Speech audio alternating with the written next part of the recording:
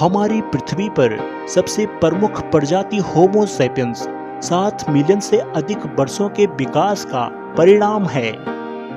मानव विकास के निशान जीवाश्म रिकॉर्ड और शारीरिक रूपात्मक व भ्रूण संबंधी अध्ययनों के माध्यम से प्राप्त किए गए हैं। मनुष्य प्राइमेट संबंधित जीवों के होमिनिडे परिवार से संबंधित हैं। मानव जैसे बानर भी इसी परिवार का हिस्सा रहे हैं।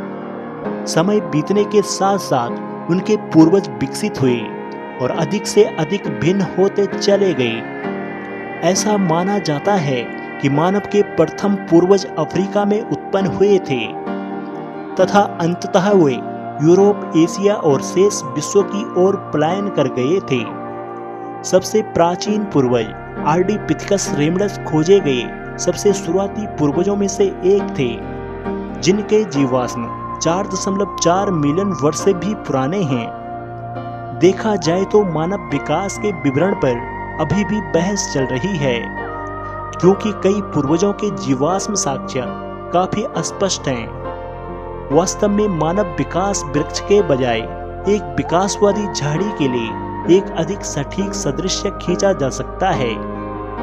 चार्ल्स डार्विन ने कभी भी इस तथ्य का संकेत नहीं दिया है कि मनुष्य बानरों से विकसित हुए हैं। हालांकि उनके कई समकालीन साथी इस बात पर जोर देते थे कि उन्होंने ऐसा किया था। इसके अलावा बानरों और मनुष्यों के बीच एक लापता कड़ी की अवधारणा को वैज्ञानिकों द्वारा बेतुका माना जाता था, क्योंकि हम महान बानरों के साथ साथ विकसित हुए हैं। हालांकि हमारे पास एक सामान्य पूर्वज है जो लगभग 7 मिलियन साल पहले रहता था।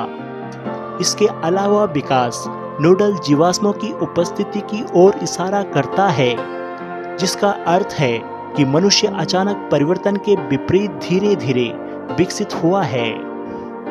मानव विकास प्रक्रिया में कई तरह के परिवर्तन होते हैं, जिसके कारण प्रजातियां या तो पर्यावरण के अनुकूल हो जाती है या विलुप्त हो जाती है। विकास मनुष्यों की आनुवंशिक सामग्री में परिवर्तन का परिणाम है। यह किसी एक जीव को नहीं बदलता, बल्कि एक ही प्रजाति से संबंधित जीवों के पूरे समूह को बदलता है।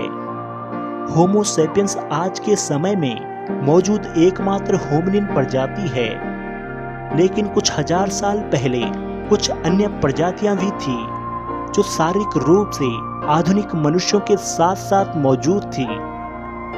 आज वैज्ञानिक निएंडरथल को पूरी तरह से अलग प्रजाति के बजाय मनुष्यों की एक उप प्रजाति मानते हैं। मनुष्य की उत्पत्ति कई चरणों से होकर हुई है। ड्रायोपिथेकस यह मनुष्य का सबसे पहला ज्ञात पूर्वज है। वे अफ्रीका, एशिया और यूरोप के कुछ हिस्सों में पाए गए थे। मनुष्य का विकास उन्हीं से शुरू हुआ है। ड्रायोपिथेकस के बाद ऑस्ट्रोपिथेकस सामने आए। यह 1.2 मीटर लंबे थे और सीधे खड़े होकर चल सकते थे। ये अफ्रीकी मुख्य भूमि पर रहते थे। इनके जबड़े बड़े और दांत इंसानों जैसे थे। होमो हैबिलिस वे 5 फीट लंबे थे और औजारों का इस्तेमाल कर सकते थे। ऐसा माना जाता है वे बोलने में भी सक्षम थे। होमो इरेक्टस वे अधिक विकसित प्राणी थे। वे सीधे खड़े भी होते थे और उनका मस्तिष्क भी बड़ा था। उन्होंने आग का आविष्कार किया था और वे मांसाहारी थे। निएंडरथैलेंसिस ये आधुनिक मानव के चचेरे भाई हैं। उन्होंने सोचने की शक्ति विकसित की, औजारों का इस्तेमाल किया और उन्होंने कला का निर्माण किया। उनके मस्तिष्क का आकार 1300 सीसी तक कम हो गया था। प्रजाति निर्माण एक बहुत ही धीमी प्रक्रिया है और इसका परिणाम विकास होता है। प्रजाति निर्माण नई प्रजातियों के निर्माण की प्रक्रिया है। उत्परिवर्तन, यौन प्रजनन, भौगोलिक अलगाव, आनुवंशिक बहाव आदि जैसे विभिन्न कारकों के कारण किसी जीव के जीन पूल में छोटे छोटे बदलाव अलग अलग प्रजातियों के निर्माण का कारण बनते हैं। यह प्रक्रिया बहुत धीमी है और इसमें लाखों साल लग सकते हैं। हेलो दोस्तों, अगर आपको यह वीडियो पसंद आई हो तो कृपया हमारे चैनल को सब्सक्राइब जरूर करें व हमारी वीडियो को लाइक व शेयर करें